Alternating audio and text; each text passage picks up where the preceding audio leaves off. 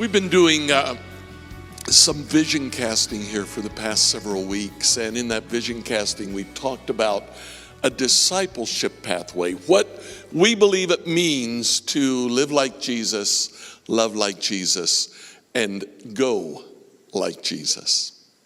We've been basing that on Acts chapter 2, the last several verses.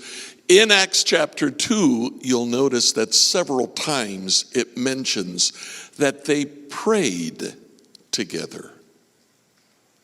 Part of the discipleship pathway is learning to pray. Jesus prayed. In fact, Gospels record 25 different occasions in which Jesus prayed. Now, if you think that's not a whole lot, it only records 12 times that he ate. So we're pretty certain that he ate more than 12 times in his life, and definitely certain that he prayed more than 25 times in his life. We believe that praying is a key part of our pathway to discipleship with Jesus. We also believe that prayer is not natural. It's not a natural thing to do. It's something that we have to learn how to do. We believe there are 3 steps in learning how to pray. Now, if in your Christian walk you have never actually developed patterns of prayer, if you struggle with knowing how to pray, we believe that the first thing that you need to do is simply start praying.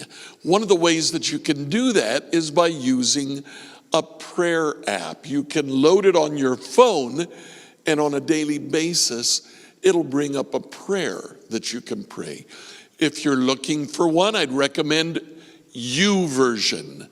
If you load YouVersion onto your phone, the icon that'll come up is an icon of the Bible, because YouVersion is primarily different versions of Scripture. But there is also a daily prayer, and you can set that to notify you, to push a notification to your phone. Every day, a prayer will appear on your phone. When it does, pray that prayer. Now, after you've done that for a while, you'll want to move on to the second level of praying. I'd recommend that you join our prayer chain. You'll get a request emailed to you, maybe 2 or 3 a week, of different concerns in our congregation. You can pray for those. The way you do that is email Pastor Bob Anderson, randerson@becomehope.com. Tell him that you want to join the prayer chain. You can also, from time to time, we'll have prayer events. We have a big one coming up in January. We'll tell you more about later. But we'll prepare cards for you so that you can pray the requests on those cards. Take them with you, put them in your Bible, put them on the dashboard of your car. Just remember to pray for them on a regular basis. As you develop regularity in prayer, you'll want to move on to the third step. You'll want to pray daily. You'll probably want to devise a list that you can pray from. You can use some of the strategies that we've talked about. We've talked about tacos, and we've talked about ACTS. Those are acronyms. Tacos stands for thank, adore, confess, pray for others, and pray for yourself. ACTS, adore, confess, thank, and then pray for the concerns that you have, whether that's for self or for others. Now, the reason that we pray is that we believe that God is still active today. We believe that he still does miracles today. Sometimes we pray and the miracle that God does is that he changes us. Or sometimes he changes circumstances going on around us. And sometimes he suspends natural laws, does a true miracle, does something that's completely and totally unexpected. We pray expecting God to do the miracle. But what happens if he doesn't? Our will is not always God's will. We see that even in Jesus' prayer. In Gethsemane, he said, "Let this cup pass from me." He said literally, "I don't want to go to the cross." But then he prayed, "But not my will, but yours be done."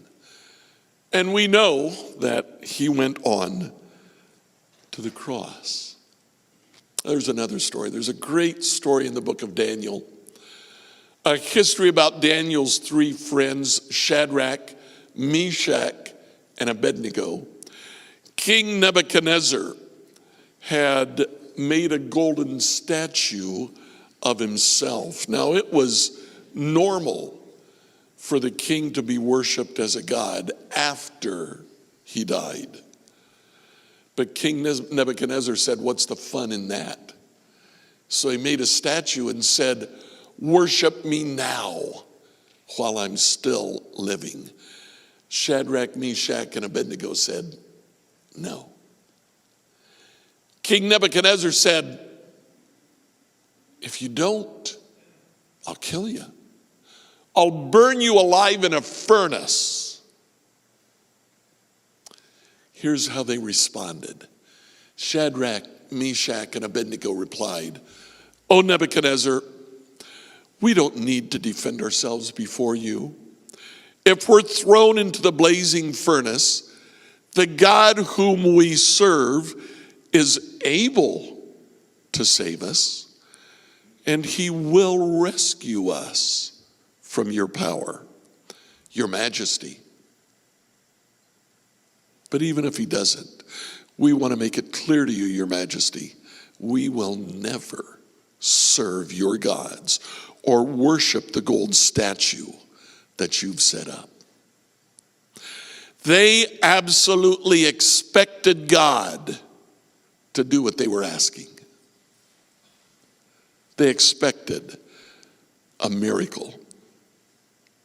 But they let the king know, even if God chooses not to do the miracle, doesn't matter. We will still have faith. We still will not bow to your idols.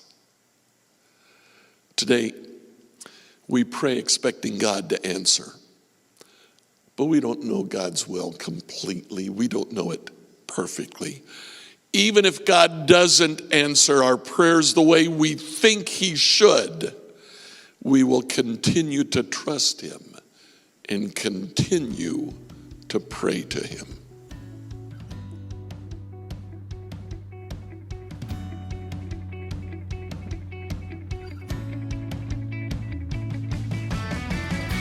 Thanks for tuning in to the New Hope Church podcast.